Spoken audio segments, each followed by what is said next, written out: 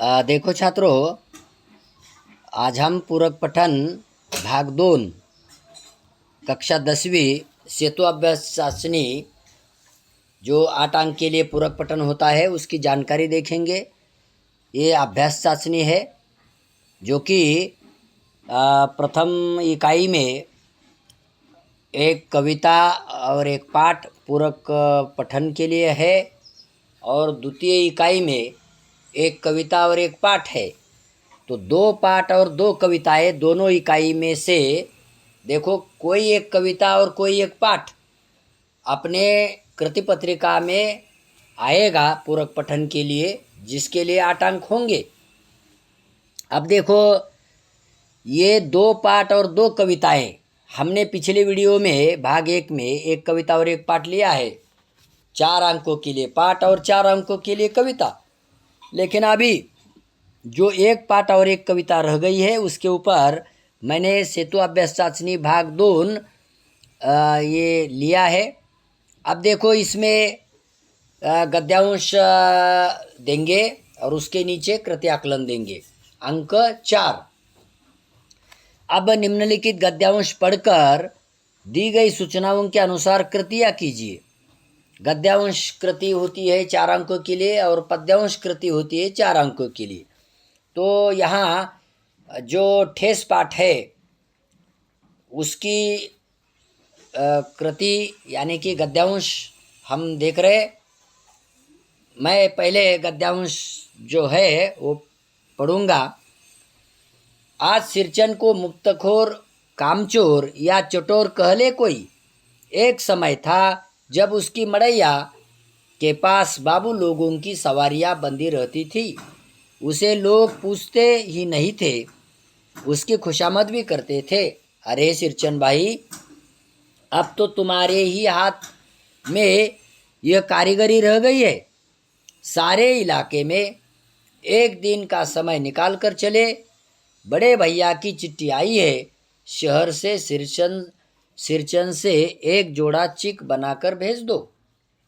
मुझे याद है, मेरी माँ जब कभी सिरचन को बुलाने के लिए कहती, क्वामा मैं पहले ही पूछ लेता, इन्वर्टेड क्वामा में, भोग क्या क्या लगेगा, प्रश्न चिन्ह। माँ हंसकर कहती, जा जा बेचारा, मेरे काम में पूजा भोग की बात नहीं उठाता कभी।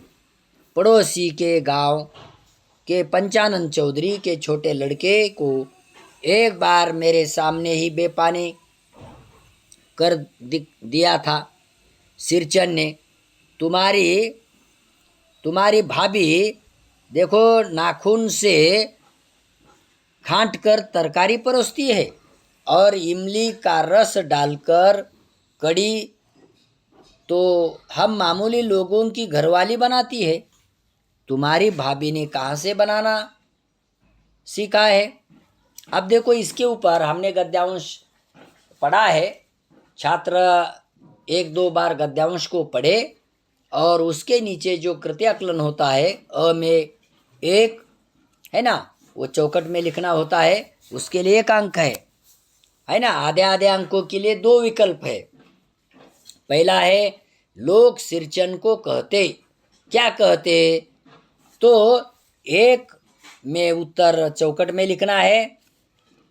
सिरचन को लोग क्या कहते? एक तो मुक्तखोर है ना, यानी कि हम इसका उत्तर क्यों दे रहे? क्योंकि आपके समझ में और आएगा और ये चाचनी आप छोड़े, मैं अंत में इसका उत्तर दूंगा। ये 1 और 2 यानी कि आधे आधे अंकों के लिए ये चौखट में लिखना है। अब दूसरा जो कृति है उसमें का ही कृति आकलन।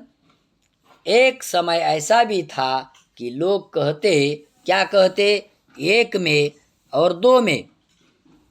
उसका उत्तर चौखट में लिखना है। मैंने यहाँ चौखट दी नहीं है, लेकिन आपको लिखना है। तो ये 1 अंक के लिए और ऊपर का 1 अंक के लिए, ऐसे 2 अंकों का कृति आकलन। और आ में जो कृति 2 में होता है स्वमत अभिव्यक्ति, उसके लिए अंक 2 होते हैं। तो यहाँ मैंने स्वमत अभिव्यक्ति, पारंपरिक कलाओं का सम्मान करना, आज के युग में हमारा दायित्व है। इस विषय पर अपने विचार लिखिए। ये स्वमत अभिव्यक्ति दी है, इसके लिए 2 अंक है। देखो, इसके ऊपर हमें स्वमत, अपना सकारात्मक स्वमत लिखना है, वो देखेंगे। अब देखो, जो ये हमने कितने अंकों के लिए देखा है? गद्यांश 4 अंकों के लिए देखा है। अब हम पद्यांश को देखेंगे, उसके लिए अंक 4 है। निम्नलिखित पद्यांश पढ़कर दी गई सूचनाओं के अनुसार कृतियां कीजिए। अब देखो, पद्यांश कृति अंक 4। तो इसमें एक कविता जो कि हम उस धरती की संतति है, इस कविता का पद्यांश हमने यहाँ लिया है। तो पद्यांश मैं पढ़ूंगा। बातों का जनाब, क्वामा शौर नहीं, क्वामा शेखी न बगारे, क्वामा हाँ चुप रहिए। हम उस धरती की लड़की है, क्वामा जिस धरती की बातें क्या कहिए। अजी क्या कहिए, हाँ क्या कहिए। जिस मिट्टी में लक्ष्मीबाई जी जन्मी थी, झांसी की रानी, रजिया सुल्ताना, क्वामा दुर्गावती, जो खूब लड़ी थी मर्दानी। जनी थी बीबी चांद जहाँ, पद्मिनी के जौहर की ज्वाला। सीता, क्वामा सावित्री की धरती, क्वामा जन्मी ऐसी ऐसी बाला। अगर डिंग जनाब उड़ाएंगे तो मजबूरन ताने सहिए, ताने सहिए, ताने सहिए। हम उस धरती की लड़की है। हमने यहाँ हम उस धरती की लड़की है, ये पद्यांश देखा है। छात्र उसे परीक्षा में 1-2 बार पढ़े, ताकि उनके ध्यान में कृति आकलन के जो भी उत्तर है वो आएंगे। अब देखो, पद्यांश पढ़कर कृति करना है। अब यह पद्यांश को हम देख रहे, तो पद्यांश को हम देख रहे कि क्या देख रहे पद्यांश को।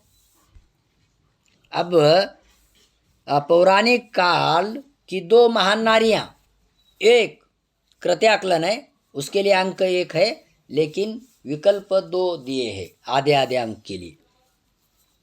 एक चौकट में लिखना है उसका उत्तर, पौराणिक काल की 2 महान नारियां, और दूसरा चौकट में उसका उत्तर लिखना है आधे आधे अंकों के लिए।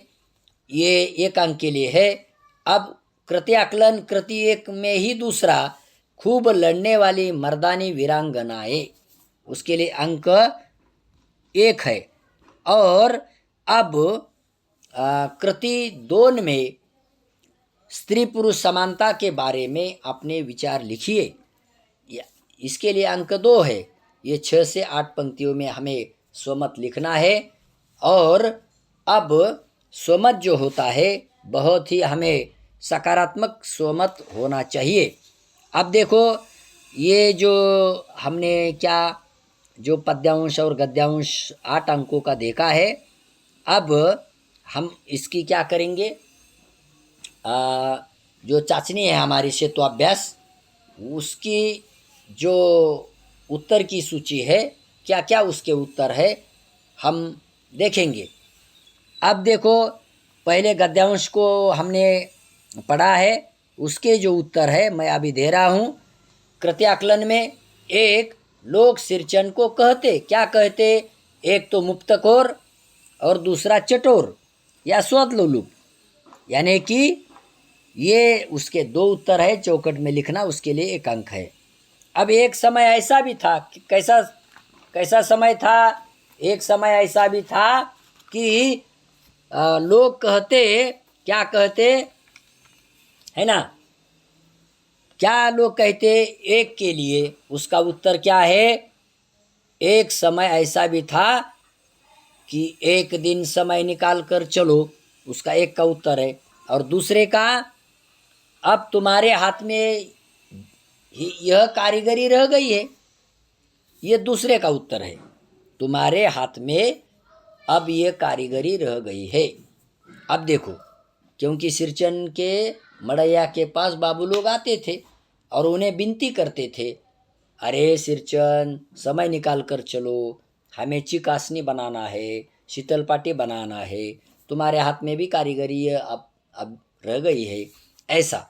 तो ये 1 अंक के लिए हमने देखा। और ऊपर का सिरचन को लोग कहते मुक्तखोर, कामचोर या चटोर, यानी कि 2 उत्तर उसके। तो ये हमने 2 अंक के लिए देखा है। अब उसका सोमत जो है, पारंपरिक कलाओं का सम्मान करना आज के युग में हमारा दायित्व है। इस विषय पर अपने विचार लिखिए। अब देखो, हमारे भारत देश में जो हमारे देश की संस्कृति है ना, ये लोक कलाओं की पहचान की शक्ति है ना। अनेक लोक कलाओं को पहले ज़माने में हमने जीवित रखा है ना। पहले ज़माने में टीवी, चाहे मोबाइल, चाहे दूरदर्शन, यानी कि टेलीफोन, ऐसे साधन नहीं थे, लेकिन लोक कलाओं के माध्यम से मनोरंजन लोगों का होता था। और ये लोक कला आज के युग में, वैज्ञानिक युग में, ये लोक कला जीवित रखने का दायित्व हमारे ऊपर है। तो ये पीढ़ी दर पीढ़ी को हमें लोक कलाओं को जीवित रखना चाहिए, तभी ये भारत की संस्कृति का दर्शन होगा। और आज विश्व में ये भारत की संस्कृति को बहुत ही महत्व दिया गया है, आया है। जैसे क्या लोक कलाएँ हैं, लोकगीत है, लोक नृत्य है, गायन है, वादन है ना, चित्रकला, हस्तकला, मूर्ति कला। देखो, ये जो सभी कलाएं हैं, है ना, उसको सांस्कृतिक और धार्मिक महत्व होने के कारण हम इन कलाओं को जीवित रखना, क्योंकि इस कलाओं पर लाखों, हजारों लोग, लाखों लोग आज भी काम कर रहे हैं। और कला क्या करती है, मनुष्य का मनोरंजन भी करती है, मनुष्य को रोजगार भी देती है, और समाज में उसको, है ना, ऊपर लाने का काम भी करती है, यानी कि जीवन में उसे ऊंचा उठाने का काम करती है। इसीलिए हमें लोक कलाओं पर आज जो संकट है ना मंडरा रहा है, लोक कलाओं की तरफ हमारा ध्यान होना चाहिए। ये जो नहीं हो रहा है उसकी ओर देखने की ज़रूरत है, समझने की ज़रूरत है ना।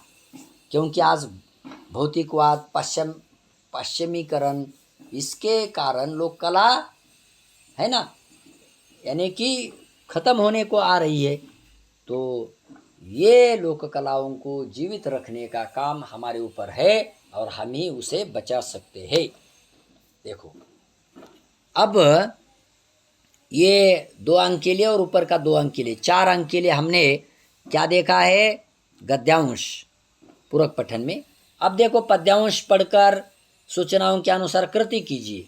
तो पद्यांश हमने पढ़ा है, अब उसका उत्तर जो हमने नहीं दिया था अब मैं दे रहा हूँ।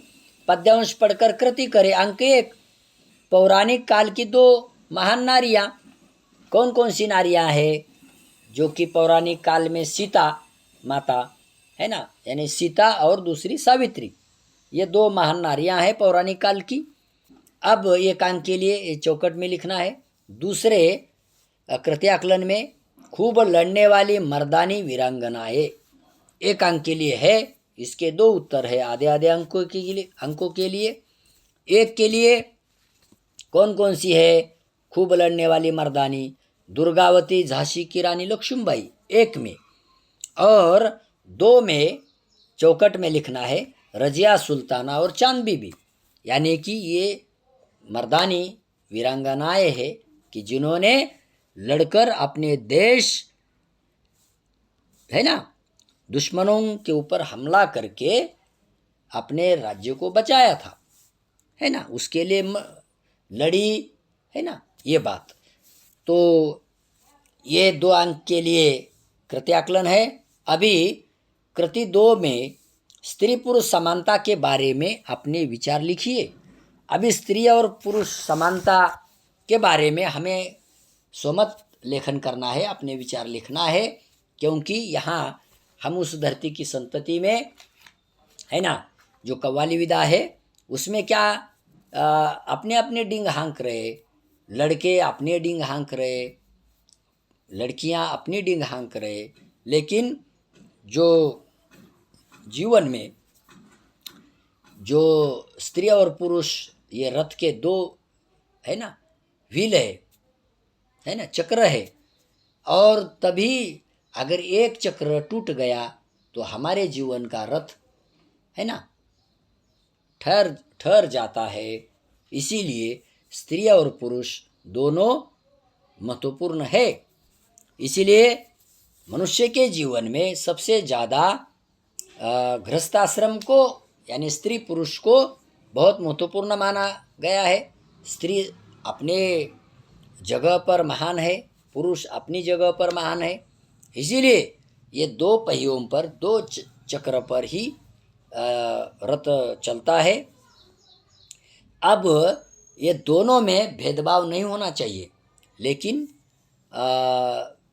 आज के युग में है ना स्त्री के ऊपर अन्य अत्याचार जो हो रहे है ना, इसके ओर यानी इसकी ओर बहुत ही गंभीरता से ध्यान देने की ज़रूरत है, ताकि स्त्री पुरुषों इतनी ही महान है। इसीलिए आज स्त्री जीवन में शिक्षा का प्रसार है ना, क्योंकि होना चाहिए, क्योंकि नारी यानी कि अपने घर को संभालती है और अपने बच्चों का लालन पालन करके उन्हें शिक्षा देकर आगे बढ़ाती है। यानी कि ये जो बातें हैं हर क्षेत्र में स्त्रियां आगे बढ़ रही है। इसीलिए भेदभाव न करते हुए पुरुषों के जैसा ही स्त्रियों को भी हर क्षेत्र में यानी कि गौरवान्वित करना चाहिए, उन्हें काम देना चाहिए है ना, क्योंकि स्त्री भी कुछ कम नहीं है। पुरुषों के कंधों से कंधों मिलाकर काम करती है, जैसे कि विज्ञान हो, चिकित्सा क्षेत्र हो, खेलकूद में हो, फिल्म इंडस्ट्री में हो, और प्रशासन में हो, राजनीति में हो, ऐसी अनेक बातें अपना पुरुषों के जैसा ही स्त्रियां महिलाएं कीर्तिमान स्थापित करती है। इसीलिए हमें केवल पुरुषों का ही यानी कि गौरवान्वित न करते हुए स्त्रियों को भी गौरवान्वित करना चाहिए, उन्हें हर क्षेत्र में आगे लाने के लिए प्रोत्साहन देना चाहिए, तभी ये हो सकता है। इसीलिए स्त्री पुरुष समानता के बारे में हमारे विचार सकारात्मक होने चाहिए, तभी स्त्रियां आगे जा पाएगी और स्त्रियां हर क्षेत्र में आगे आएगी। देखो, ये हमने 8 अंकों के लिए पूरक पठन देखा है। पहले भाग में एक कविता और एक पाठ, दूसरे भाग में एक कविता और एक पाठ। कोई भी कविता और पाठ अदल बदल कर अगर 8 अंकों के लिए पूछे तो हम आराम से लिख सकते हैं। मुझे लगता है कि ये वीडियो आपको पसंद आएगा। अभी तक सब्सक्राइब नहीं किया होगा तो अनिल जादूगर इस चैनल को सब्सक्राइब कीजिए, शेयर कीजिए, लाइक कीजिए। धन्यवाद।